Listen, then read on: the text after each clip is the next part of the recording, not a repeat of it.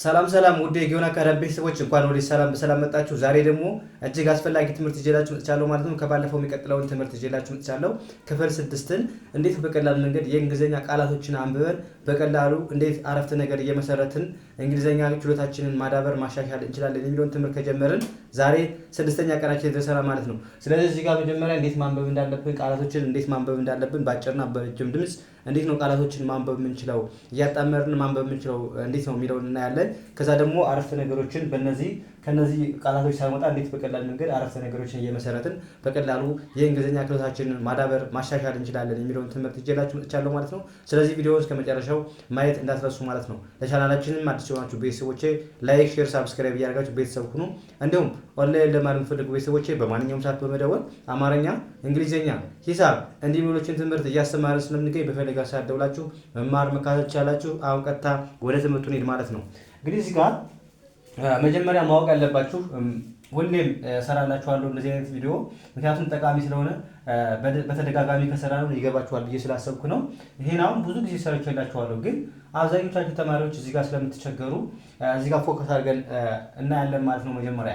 ስለዚህ እዚህ ጋር አሁን መጀመሪያ ሾርት ቫውል እና ሎንግ ቫውል የሚባል አለ። መጀመሪያ ቫውሎቹ ስንት ናቸው? አምስት ናቸው። ስለዚህ ከአምስቶቹ ሎንግ እና ሾርት ቫውል አለ። ስለዚህ አምስቶቹ ሁለት አይነት ድምጽ አላቸው። ለምሳሌ ኤ ምን አይነት ድምጽ አለው? ሁለት አይነት ድምጽ አለው። ኢም ሁለት አይነት ድምጽ አለው። ስለዚህ each vowel have two sounds እያንዳንዱ ቫውል ምን አላቸው ማለት ነው? ሁለት ድምጽ አላቸው ማለት ነው። ሁለት ድምጽ አላቸው። ስለዚህ ለምሳሌ ኤ ምን አይነት ድምጽ አለው? በአጭር ድምጽ አ ሚል ድምጽ አለው። በረጅም ድምጽ ደግሞ ኤ ሚል ድምጽ አለው። ስለዚህ ሁለት አይነት ድምጽ አለው ማለት ነው። ኢም ስንት አይነት ድምጽ አለው? ኤ የሚባል ድምጽ አለው በአጭር ድምጽ፣ በረጅም ድምጽ ደግሞ ኢ የሚባል ድምጽ አለ ማለት ነው። ከዛ አይም ምን አይነት ድምጽ አለው? በአጭር ድምጽ ኢ የሚል ድምጽ አለው። በሎንግ ድምጽ ደግሞ ምን ድምጽ አለው ማለት ነው? አይ የሚል ድምጽ አለው ማለት ነው። ዩ ደግሞ እንደ አም ይነበባል፣ እንደ አም ይነበባል። መቼ? በአጭር ድምጽ፣ በአጭር ወይም በሾርት ቫውል። በዩ በሎንግ ቫውል ራሱ እንግሊዘኛው ዩ ብለን እናነባለን ማለት ነው። ሌላኛው ሾርት ቫውል ኦ እንደ ኦ ይነበባል፣ እንደ አይ ይነበባል፣ እንደ ኡ ይነበባል ማለት ነው። ስለዚህ እዚህ ጋር በደንብ መያዝ ያለባችሁ። እዚህ ጋር ደግሞ ኦ እንደ ኦ ነው የሚነበበው ማለት ነው። ስለዚህ እዚህ ጋር መያዝ ያለባችሁ ሾርት ቫውል ምንድን ነው? ሾርት ቫውል የምንለው ለምሳሌ ከቃሉ አንድ አናባቢ ብቻ ካለው ሌላ አናባቢ ከሌለ አንድ አናባቢ ብቻ ከሆነ ከቃሉ ሾርት ቫውል ነው እንለዋለን፣ ወይም ድምፁ አጭር ነው እንለዋለን። ሁለት ወይም ከዛ በላይ አናባቢ ካለው ደግሞ ሎንግ ቫውል ነው እንለዋለን። ለምሳሌ አሁን እዚህ ጋር የምታዩቸው ሾርት ቫውል ናቸው። ስንት አናባቢ ነው ያላቸው? ኤ፣ ዩ፣ ኢ፣ አይ፣ ዩ፣ ኤ። ስለዚህ አሁን ከዚህ ጋር ስታዩ አንድ አናባቢ ብቻ ነው፣ ኤ ብቻ ነች። እዚህ ጋርም ዩ ብቻ ነች። እዚህ ጋር ደግሞ ኢ ብቻ ነች። እዚህ ጋር አይ ብቻ፣ እዚህ ጋር ዩ፣ እዚህ ጋር ኤ ብቻ ነው ያለ። ስለዚህ አንድ አናባቢ ብቻ ነው ያላቸው ማለት ነው። አንድ አናባቢ ብቻ ያላቸው ማለት ደግሞ ድምጻቸው ምን ይሆናል ማለት ነው? ያጥራል። ድምጻቸው አጭር ይሆናል ማለት ነው። አጭር ይሆናል። ስለዚህ አጭር ነው ማለት አሁን ለምሳሌ ኤን ምን ብለን እናነባለን ብያችኋለሁ? በአጭር ድምጽ ኤን እንደ አ ታነባላችሁ ማለት ነው። ኤን እንደ አ። አሁን እዚህ ጋር እችን ኤን እንደ አ ነው የምታነቧት፣ እንደ ኤ አታነቧት። ምክንያቱም አንድ አናባቢ ብቻ ነው ያለው። ስለዚህ ድምፁ አጭር ስለሆነ እንደ አ ታነባላችሁ ማለት ነው። እዚህ ጋር ደግሞ አሁን ዩ ነው እዚህ ጋር እሷ ብቻ ነች፣ ሌላ አናባቢ የለም። ስለዚህ ሌላ አናባቢ ከሌለ ዩን እንዴት ታነባላችሁ? እንደ አ ወይም እንደ አ ብያችኋለሁ። ስለዚህ እዚህ ጋር እንደምን የምታነቡት? እንደ አ ሚል ድምጽ አላት። አ ሚል ድምጽ እንዳላት መያዝ ነው።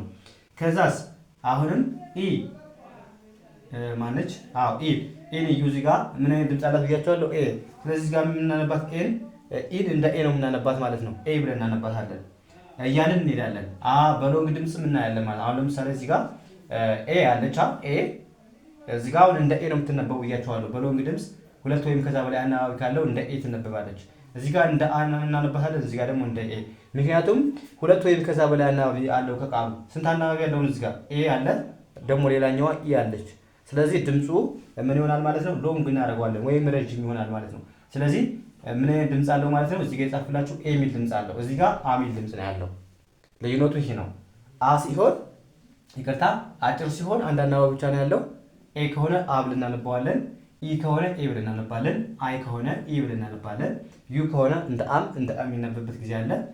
ኦ ከሆነ እንደ ኦም እንደ አም እንደ ኦም ይነበባል ማለት ነው። አጭር ድምጽ አንድ አናባቢ ብቻ ሲኖር ማለት ነው። ስለዚህ እሱ ነው የምናይ። ሎንግ ከሆነ ደግሞ እንደነገርኳችሁ አሁንም ኤ ሚል ድምፅ አሁን ለምሳሌ ኤ ከሆነ ኤ ሚል ድምፅ አላት። ኢ ከሆነች ራሷን እንግሊዘኞች ነው የምጠራቸው። በሎንግ ከሆነ ሁለት ወይም ከዛ በላይ አናባቢ ካለው ከቃሉ ራሷ ኤ ከሆነች ኤ ብለን መጥራት አለብን፣ እንግሊዘኛውም ማለት ነው። ኢ ከሆነችም ኢ ብለን መጥራት አለብን። አይ ከሆነች አይ ብለን መጥራት አለብን። ዩ ከሆነች ዩ፣ ኦ ከሆነች ኦ ብለን መጥራት አለብን ማለት ነው። ስለዚህ አሁን እነዚህ መጀመሪያ ያዙ። ከዛ አሁን እነዚህን ቃላቶች እናነባለን። ቃላቶችን ባለ እናነባለን። ከዛ ከነዚህ ሳንወጣ በእነዚህ ቃላቶች ደግሞ አረፍተ ነገሮችን መስርተን እንዴት በቀላል መንገድ እንግሊዘኛችንን ማዳበር እንደምንችል በደንብ እናያለን ማለት ነው። ስለዚህ ቪዲዮ በድጋሚ እስከ መጨረሻ ማየት እንዳትረሱ። አሁን እንጀምር። እዚህ ጋር እና እዚህ ጋር እያነጣጠርን ነው የምንሄደው ማለት ነው። አሁን እዚህ ጋር ስንት ኤምኤ አለ? ኤምኤ እንደምን ነው የምታነቡት? አሁን ኤምን እንደምን ነው የምታነቡት? ሳድስ ፊደል ከሆነ እንደምን ነው የምታነቡት ማለት ነው። እንደ ይቅርታ ተነባቢዎቹ ማለት ነው። ከአምስቱ አናባቢዎች አሉ፣ የተቀሩት 21ዶች ተነባቢ ናቸው። ስለዚህ እነሱ ደግሞ የአማርኛ ሳድስ ፊደል የምንጠራቸው ፊደሎች አሉ አይደል? ሳድስ ፊደል የምንጠራቸው፣ ስለዚህ እነሱ ነው ድምጻቸው የሚሆነው ማለት ነው። ስለዚህ እዚህ ጋር ኤምን ምን ብላችሁ ማንበብ አለባችሁ? ኤምን ም ብላችሁ ማንበብ አለባችሁ። ም ኤን አ ዲን ድ ም አ ድ ማድ ማለት ምንድን ነው? ማድ ማለት ማዘን፣ እሱ ይከታ መናደድ ማለት ነው። መናደድ እዚህ ጋር መናደድ ብዬ ጻፍላችሁ ማለት ነው።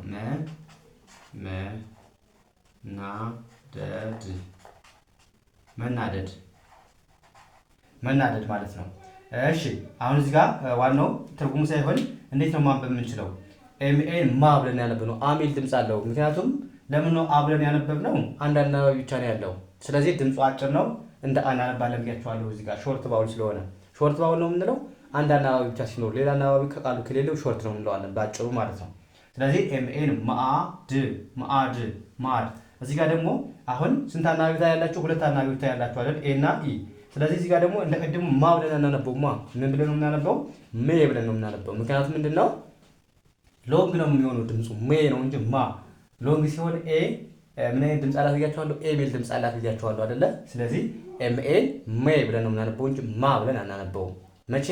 ሁለት ወይም ከዛ በላይ አናባቢ ከቃሉ ካለው ብቻችን ያዙልኝ ማለት ነው። ስለዚህ ኤምኤ ሜ፣ ዲኢን ድ ሜድ፣ ሜድ፣ ኤምኤን ም፣ ኤን ኤ፣ ዲኢን ድ ሜድ፣ ሜድ ማለት ተሰራ፣ የተሰራ ማለት ነው።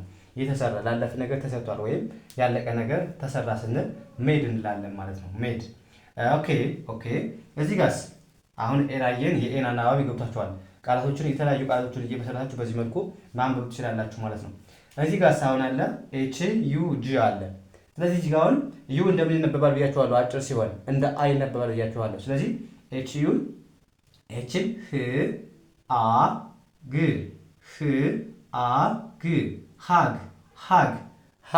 ሃግ ብለን እናነባዋለን። ህ አ ግ አያችሁ፣ ዩ አ ሚል ድምፅ አላት። መቼ?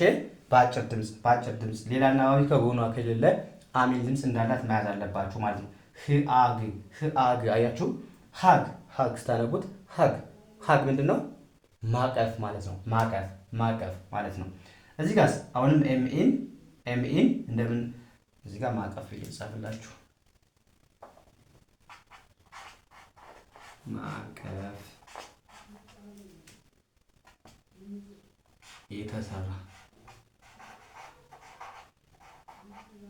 የተሰራ እሺ። ህአግ ማቀፍ ማለት ነው። እዚህ ጋር ደግሞ አሁን ድምፁ ይቀየራል። ዩ የሚለው ድምፅ ይቀየራል ማለት ነው። እዚህ ጋር እንደ አነበር ያነበብ ነው።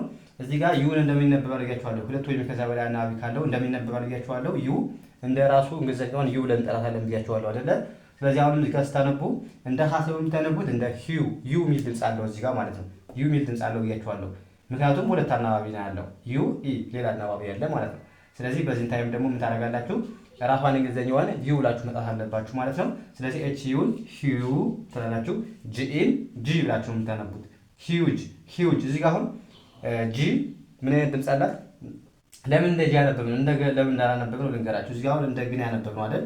እዚህ ጋር ደግሞ እንደ ጂ ያነበብናት ጂ ማለት ነው። ምክንያቱም ኢን አይን ዋይን አስከትላ የምትመጣ ከሆነ ጂ ምን አይነት ድምፅ አላት ማለት ነው? ጂ ሚል ድምፅ ነው ያላት። ይሄ ደግሞ ከኤ ጋር ራሱ ብቻውን ከሆነ ከኦ ጋር ከመጣ የግ ድምፅ ነው ያለው ወይም የጎ ድምፅ ነው ያለው ማለት ነው። እዚህ ጋር ግን እንደ እጅ ነው የሚመጣ። አሁን ለምሳሌ እዚህ ጋር አይ ብትሆንም በኤ ቦታ አይ ብትሆንም ምን አይነት ድምፅ አላት ማለት ነው? ጂ የሚል ድምፅ ይኖራት ነበር። ዋይም ቢሆን አሁንም ጂ የሚል ድምፅ ይኖራታል ማለት ነው እንጂ ሌላ ኦ ምናምን አስከትላ ብትመጣ ቢሆን ከሆነ ኦ ኤ ምናምን አስከትላ ከመጣች ደግሞ እንደ ገ ቤተሰብ ነው የምትነበበው እንጂ እንደ ጂ አትነበብም። እዚህ ጋር ኢን አስከትላ ስለመጣች እንደ ምን ታነባላችሁ ማለት ነው? እንደ ጂ ታነባላችሁ። ሂውጅ ሂውጅ ሂውጅ ብላችሁ በቀላሉ አነበባችሁ ማለት ነው። ሂውጅ ማለት ምንድን ነው? ግዙፍ ወይም ትልቅ ማለት ነው። ትልቅ ቅርታ ማርከር ያጽፍልኛል። ልቀይር አንዴ።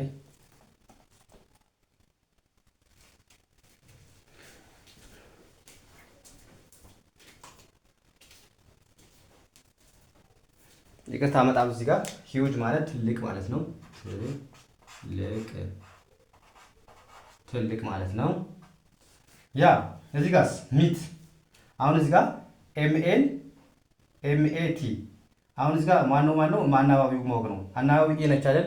ምን አይነት ድምፅ ያላት ብያችኋለሁ። አንድ አናባቢ ብቻ ሲሆን ኤ ይቅርታ ኤ ላይ ሄዱ ኤ ሚል ድምፅ አላት አያችሁ። ኤ ሚል ድምፅ አላት ማለት ነው። ስለዚህ ኤምኤን ኤም ም ኤ ት ም ኤ ት ሜት ሜት ም ኤ ት ሜት ሜት ሜት ማለት ደግሞ ኦልሬዲ ያለፈ ነው። አገኘ ለማለት ነው የምንጠቀመው።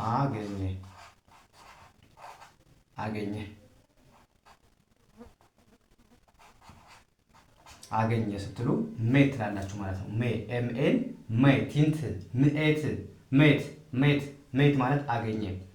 ከዛስ አሁን እዚህ ጋር ደግሞ እዚህ ጋር ኤ ብለን እናነብናት አይደል? ኢን እዚህ ጋር ደግሞ ኤን ምን ብለን እናነባለን? ራሷን እንግሊዘኛዋን ኤ ብላችሁ ታነባላችሁ ብያችኋለሁ። ምክንያቱም ሁለት አናባቢ ነው ያለው። ማን አለች? ኤ ያለች ኤ ያለች። ስለዚህ ኤም ኢን ሚ ታነባላችሁ። ሚ ትላላችሁ። ኤምን ም ኢ ት ም ኢ ት ሚት ሚት። አያችሁ። ኤ ደግሞ እዚህ ጋር አትነበብም። በዚሁ አጋጣሚ ልንገራችሁ፣ ሁለት አናባቢዎች በአንድ ላይ ከመጡባችሁ የመጀመሪያው አናባቢ ነው የምታነቡት። ቀጥሎ ያለው አናባቢ አታነቡትም ብያችኋለሁ። ስለዚህ ኤም ኢን ሚ ብላችሁ ማንበብ ነው። ኤም ኢን ሚ። ከዛ ኤን አታነቡም። ቲንት ሚት ሚት ሚት ማለት ምንድን ነው? ስጋ ማለት ነው። ስጋ ሚት ማለት ስጋ ማለት ነው።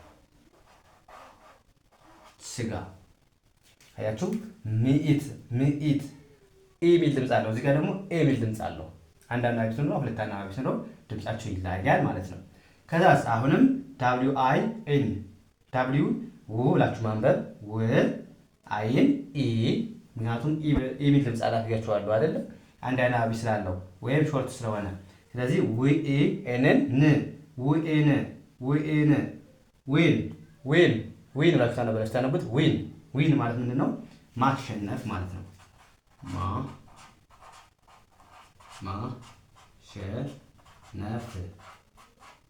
ማሸነፍ ማለት ነው። ዊን ማለት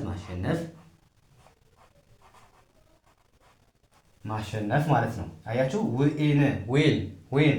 እዚህ ጋር ደግሞ አሁን ማናት የተጨመረች? አሁን ተመሳሳይ ነው፣ ግን ኢ ብቻ ነው የተጨመረችው። ግን እዚህ ጋር ደግሞ ድምፁ በጣም ይለያያል ማለት ነው። እዚህ ጋር አሁን አይን እንደ አይ ነው የምታነቡት፣ ምክንያቱም እዚህ ጋር እንደ አይ ታነባላችሁ እያቸዋለሁ። አይ እንደ አይ ነው የሚነበበው። ስለዚህ አይን። ስለዚህ ዳብሊውን ው አይን ው አይን ዋይን ዋይን ዋይን ብላችሁ ታነባላችሁ ማለት ነው። ው አይን ዋይን ዋይን ብላችሁ በቀላሉ ማንበብ ቻላችሁ ማለት ነው። ዋይን ዋይን ምንድን ነው? ወይን ጠጅ ማለት ነው። ወይን ጠጅ ወይን ጠጅ ወይም ጠጅ ብዬ ጻፍላችሁ። ወይን ጠጅ ማርከር ምንድን ነው የጽፈው?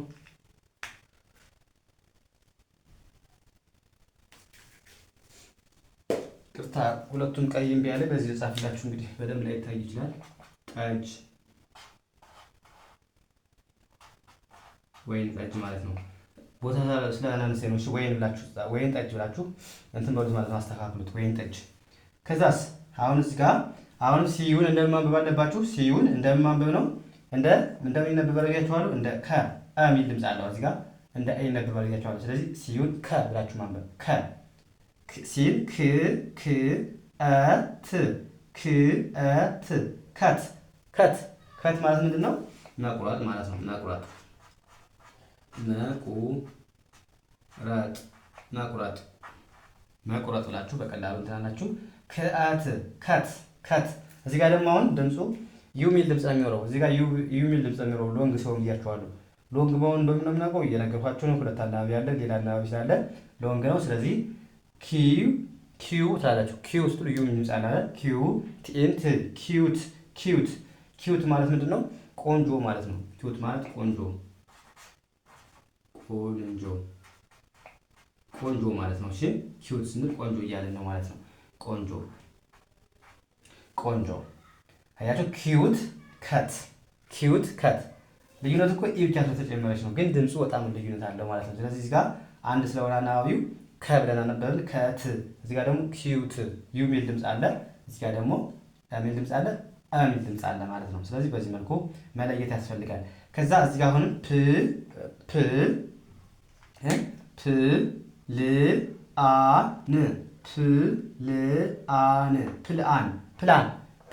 ፕላን ማለት ምንድን ነው? ፕላን ስትሉ እቅድ አይደል?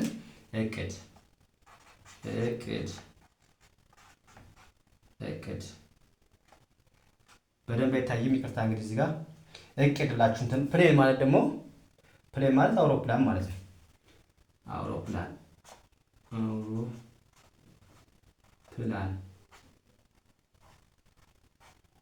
እዚህ ጋር በደንብ ላይ ይታያችኋል። በድምጽ ያሰሙኝ አውሮፕላን ማለት ነው ፕሌን። እዚህ ጋር ደግሞ ፕላን አቅድ ፕልኤን አያችሁ፣ ኤ ሚል ድምፅ አለ እዚህ ጋር ደግሞ ምን ድምፅ አለው? አ ሚል ድምፅ አለው። ልዩነቱ ይህ ነው። ስለዚህ በዚህ መልኩ የአጭርና የረጅም ድምፅ ባውሎቹን ማለት ነው በአጭርና በረጅም ድምፅ እንደዚህ ማወቅ ትችላላችሁ ማለት ነው። ስለዚህ በዚህ መልኩ ማንበብ ያስፈልጋል። እነዚህን ሩሎቹን ያዟቸው፣ ደጋግማችሁ እዩ፣ ፕራክቲስ አድርጉ። ደጋግማችሁ ከፈጠኑባችሁ ፖዝ እያደረጋችሁ ምናምን ጻፉ። ድምጻችሁ እንደዚህ መለማመድ ነው። ከዛ ቃላቶችን እናንተ እየፈለጋችሁ እንደዚህ በዚህ መልኩ መለማመድ አለባችሁ ማለት ነው። ስለዚህ መጀመሪያ ሎንግ እና ሾርት ባውል ማወቅ አለባችሁ። ሾርት ባውል ምንለው? አንድ አናባቢ ሲኖረው ነው። ሎንግ የምንለው ደግሞ ሁለት ወይም ከዛ በላይ አናባቢ ከቃሉ ሲኖረው ድምፁ ረዥም ነው እንላለን ማለት ነው። ስለዚህ እዚህ ጋር የጻፉላችሁ በጣም አስፈላጊ እንትን ነው ማለት ነው። ስለዚህ በመጀመሪያ እነዚህን በደንብ እዩ።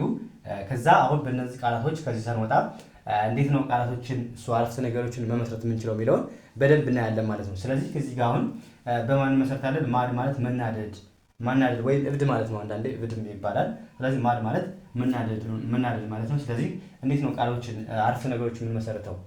ለምሳሌ ምን ትላላችሁ? ሂ በሉ። ሂ ኢዝ ማድ ሂ ኢዝ ማድ ምን ማለት ነው? እሱ ሂ ማለት እሱ ነው አይደለ? ኢዝ ማለት ደግሞ ነው። ሂ ኢዝ ማድ እሱ ተናደደ፣ እሱ ተናዷል ለማለት ፈልጉ። ሂ ኢዝ ማድ። ሂ ስትሉ እሱ እያላችሁ ነው። ኢዝ ማለት ደግሞ ምንድነው? መናደድ ነው፣ እሱ ነው ማለት ነው። ማድ ማለት ደግሞ መናደድ ማለት ነው። ስለዚህ ሂ ኢዝ ማድ ምን ማለት ነው? እሱ ተናዷል አላችሁ ማለት ነው። አዎ በማን ሰራ?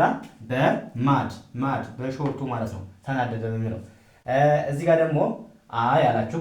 አይ ኤምኤን ሜድ እዚህ ጋር ማለት ነው። እችን ማለት ነው። አይ ሜድ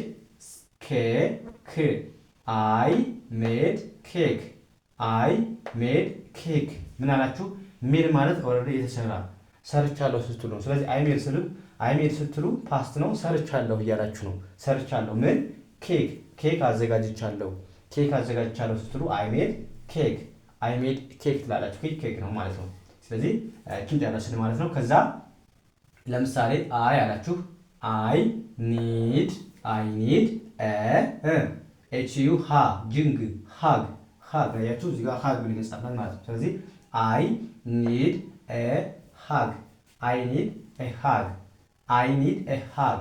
እዚህ ጋር ምንድነው? አይ ማለት እኔ አይደለ። ኒድ ማለት በጣም ያስፈልገኛል፣ አስፈላጊ ማለት ነው። ኒድ ማለት በጣም የሚያስፈልግ ነገር ነው ማለት ነው። ሃግ ስትሉ ሃግ ደግሞ ምንድነው? ሃግ ማለት ማቀፍ ማለት ነው። ማቀፍ። ስለዚህ ምንድነው? መታቀፍ ፈልጋለሁ ትሉ አይ ኒድ ሃግ ትላላችሁ ማለት ነው። ሃግ ማለት ማቀፍ ማለት ነው። ማቀፍ። ስለዚህ የሆነ ሰው እንዲያቅፈን ከፈለግን አይ ኒድ ሃግ ትላላችሁ ማለት ነው። አይ ኒድ ሃግ። ኒድ በጣም አስፈላጊ ማለት ነው። ከዛስ እዚህ ጋር ምን ብለን ሰርተናል? ሂውጅ። እዚህ ጋር ደግሞ ሂውጅ ሲሆን ሂውጅ ማለት ትልቅ ወይም ግዙፍ ማለት ነው። ስለዚህ ለምሳሌ the አላችሁ the house is huge the house is huge the house is huge ከላይ ቀጥላችሁ ግን በሉ ልምምድ ያስፈልጋል። የደጋገማችሁ ስትሉት ይገባችኋል ማለት ነው። ስለዚህ እንግሊዘኛ ፕራክቲስ ልምምድ ነው የሚያስፈልገውና ከላይ ቀጥላችሁ በሉ ነው የምለው ማለት ነው። እሺ እንዲገባችሁ። ስለዚህ the house is huge the house is huge the house is huge ምን ማለት ነው? the house ምን ማለት ነው? house ቤት አይደለ? the house ቤቱ ታላችሁ ቤቱ ምንድነው አላችሁ? huge ማለት ደግሞ ትልቅ ወይም ግዙፍ ማለት ነው። ስለዚህ the house is huge ቤቱ ትልቅ ነው ማለት ነው። ያ እዚህ ጋርስ እንዴት እናንብበው ነው? እዚህ ጋር ማን አለ? በማን እንሰራለን? በሚት አገኘ በሚለው ለምሳሌ አገኘው ስትሉ ምን ትላላችሁ? አይ በሉ አይ ሜት አገኘው። ምን አገኛችሁ? ማይ ማለት የኔ አይደል? ፍሬንድ ማለት ጓደኛ። ስለዚህ አይ ሜት ማይ ፍሬንድ ሲበሉ አይ ሜት ማይ ፍሬንድ ምን አገኘው? ጓደኛዬን ጓደኛዬን አገኘዋት ወይም አገኘው ስትሉ ምን ትላላችሁ ማለት? አይ ሜት ማይ ፍሬንድ። ሜት ማለት ኦልሬዲ ያገኛችሁት ነገር ነው ማለት ነው። እዚህ ጋርስ አይ በሉ አይ ኢት ሚት አያችሁ እዚህ ጋር ሚት እየጻፍላችሁ ማለት ነው። እቺ ስለዚህ ሚት ማለት ምንድነው ብያችኋለሁ? ስጋ ማለት ነው። ስለዚህ ኢት ደግሞ ምንድነው? መመገብ መብላት ማለት ነው። አይ ኢት አላችሁ አይ ኢት ሚት ምን ማለት ነው? ስጋ እበላለሁ ስትሉ አይ ኢት ሚት ትላላችሁ ማለት ነው። አይ ኢት ሚት አያችሁ ሚት ምንድነው? ስጋ ብያችኋለሁ። ኢት ደግሞ መብላት። ስለዚህ ስጋ እበላለሁ ስትሉ አይ ኢት ሚት ትላላችሁ ማለት ነው። አይ ኢት ሚት ማለት ትችላላችሁ ማለት ነው። ስለዚህ ሚት የሚለው ስጋ ነው። በዚህ አረፍተ ነገር ሰራን። ስለዚህ በዚህ መልኩ ማንበብ ያስፈልጋል፣ መረዳት ያስፈልጋል። አሁንም እዚህ ጋር ሂ በሉ ሂ ዊን እዚህ ጋር ዊን እየጻፉት አለ ዊን ኤስ ተጨምራለች እዚህ ጋር ምክንያቱም ሳብጀክቱ ሲንጉላር ወይም ነጠላ ከሆነ ለምሳሌ ሂ ሺ እሱ ይህ ለማለት ስትፈልጉ ምንድነው ማለት ነው? ቨርብ ኤስ ያስፈልጋል ማለት ነው። ኤስን ጨምሩ አሪፍ ነው ማለት ነው። ስለዚህ ሂ ዊንስ አላችሁ ሂ ዊን ምንድነው ብያችኋለሁ? ማሸነፍ ነው። ሂ ዊንስ the game ሂ ዊንስ the game በሉ እስኪ ከኔ ቀጥላችሁ ሂ ዊንስ the game ምን ማለት ነው? እሱ ጨዋታውን ያሸንፋል ለማለት ስትፈልጉ ሂ ዊንስ the game ሂ ስትሉ እሱ አይደለ? ዊን ማለት ማሸነፍ ነው። ስለዚህ እሱ ያሸንፋል ምኑን? the game ማለት ጨዋታውን ያሸንፋል። ሂ ዊንስ the game ጨዋታውን ያሸንፋል ብላችሁ በቀላሉ ገለጻችሁ ማለት ነው። ያ እዚህ ጋር ሳይሆን ዋይን አለ። ዋይን ማለት ጠጅ ነው። ወይን ጠጅ ማለት ነው ብያችኋለሁ። ወይን ጠጅ። ስለዚህ ምን ትላላችሁ? አሁን እዚህ አሁን ሂ በሉ ሂ ድሪንክ ማለት ምንድነው? መጠጣት። ሂ ድሪንክስ ሂ ማለት እሱ ምን ይጠጣል? ድሪንክስ ዋይን ይጠጣል። እሱ ወይን ጠጅ ይጠጣል ስትሉ ሂ ድሪንክስ ዋይን ማለት ትችላላችሁ ማለት ነው። ሂ ድሪንክስ ዋይን ማለት ትችላላችሁ ማለት ነው። እሱ ምን ይጠጣል? ወይን ጠጅ ይጠጣል አላችሁ ማለት ነው። ያ እዚህ ጋር አሁን the baby is cute አያችሁ ኪዩት ብትሏችን ችኛዋ ኪዩት ማለት ነች። ኪዩት ምንድነው? ቆንጆ የሚያምር ማለት ነው። ስለዚህ the baby ማለት ህፃኑ ያላችሁ ነው። ህፃኑ is cute ማለት በጣም ቆንጆ። ስለዚህ ህፃኑ ቆንጆ ነው ስትሉ the baby is cute ማለት ትችላላችሁ ማለት ነው። the baby ስትሉ ህፃኑ cute ማለት ቆንጆ። ስለዚህ the baby is cute ብላችሁ በቀላሉ መለሳችሁ ማለት ነው። ከዛስ በከት አይ አላችሁ አይ ከት ማይ ፊንገር ምንድነው? ከት ብያችኋለሁ መቁረጥ አይደለም። ስለዚህ ማይ ፊንገር ጣት ነው አይደል? ስለዚህ ማይ ማለት የኔ። ስለዚህ ጣቴን ቆረጥኩት ለማለት ስትፈልጉ አይ ከት ማይ ፊንገር ጣቴን ቆረጥኩት ስትሉ አይ ከት ማይ ፊንገር ትላላችሁ ማለት ነው። የመጨረሻው ምን ይላል? አይ ሃቭ ኤ ፕላን ፕላን አያችሁ፣ ፕላን ማለት ምንድን ነው? እቅድ። ስለዚህ አይ ሃቭ ስትሉ ደግሞ አለኝ ለማለት ስትፈልጉ አይ ሃቭ ካላችሁ አለኝ እያላችሁ ነው። ፕላን ደግሞ ምንድን ነው?